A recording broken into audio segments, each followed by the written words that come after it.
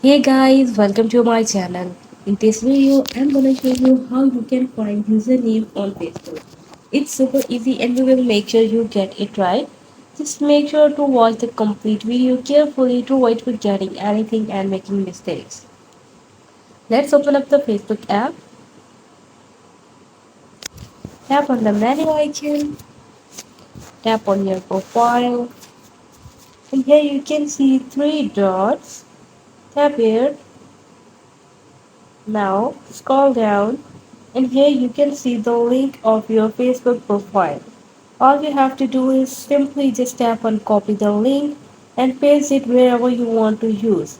Or you can also copy the username. So this is how you can easily find username on Facebook.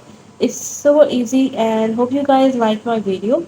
Please consider showing your support by commenting, liking, sharing and subscribing to my channel for more valuable content in the future.